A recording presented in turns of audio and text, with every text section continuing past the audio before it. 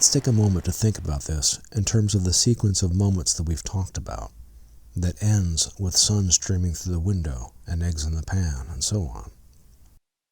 At each phenomenal moment, there's a different phenomenal moment of you.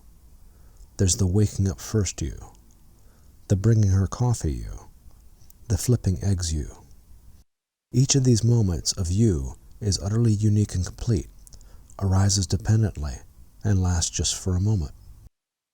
No you that moves through this morning is being produced by this process. At each phenomenal moment, there's a different phenomenal arrangement of world. There is the waking up first arrangement of world, the coffee brewing arrangement of world, the flipping eggs arrangement of world. Each of these moments of world is utterly unique, arising dependently, is completely empty, and lasts just for a moment. No world is ever produced by this process, so no world that moves through time is being produced by this process.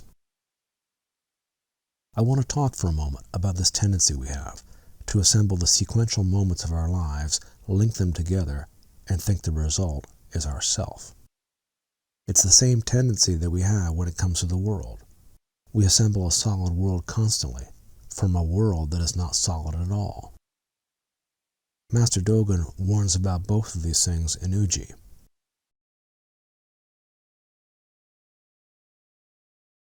First, he warns about our tendency to establish a solid world.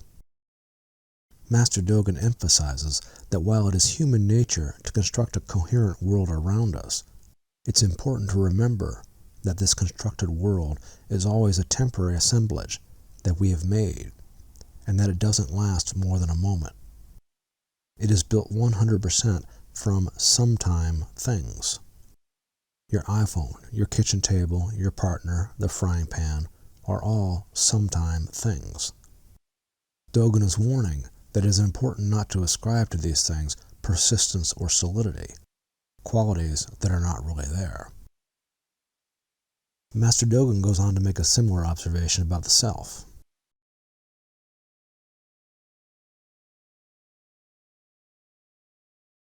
So we arrange the bits and pieces of our experience, the waking up early me, the making coffee me, the partner and eggs and sunlight me, into a me that we treat as myself. But all the parts of this me are empty, not really there, and immediately gone anyhow. So the conceptual me that I weave together out of all this has no substance. It's just a concept. Another example of misplaced concreteness. The only thing that is actually occurring here are phenomenal moments of partner, coffee, sunlight, breakfast. And because all these arising moments are empty, they can be part of many moments. The moment of frying pan is arising as part of your moment, and it also arises as part of your partner's moment. Nothing hinders anything.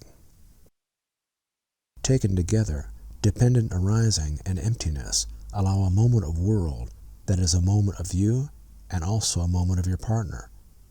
And all of this is phenomenally inseparable. It is both one event and many events. It is both you and world. Most of us can easily understand the idea that we are dependently arising, but we resist the idea that we are empty, and we find it devastating to think that this self that has moved through time all its life has reached the end of its road. In terms of the idea that we ourselves are empty, we feel a little disappointed by this idea, and we don't want to accept it. We feel that accepting we are empty is like pouring a glass of water that we are back into the river. We disappear. This is painful. The reason this is painful is that all our lives we've tried to be special, to be individual, to stand out, to be exceptional in some way. This has been our main way of crossing the gap, to get the world to notice and accept this me that wants to join it. So all of our lives, we've worked hard to refine our individual self, to build our individual identity. This is the self that has moved through time all its life. It has a story about this journey. It believes in its own redemption. And this is the me that emptiness and dependent arising are now telling you that you have to say goodbye to. And it feels a little heartbreaking. I'm not going to try and comfort you, because there really is no comfort for this. It's painful. But what Zen is telling you is that this is not your real self. Your real self arises. It has no me at the center. It extends through all of being and time.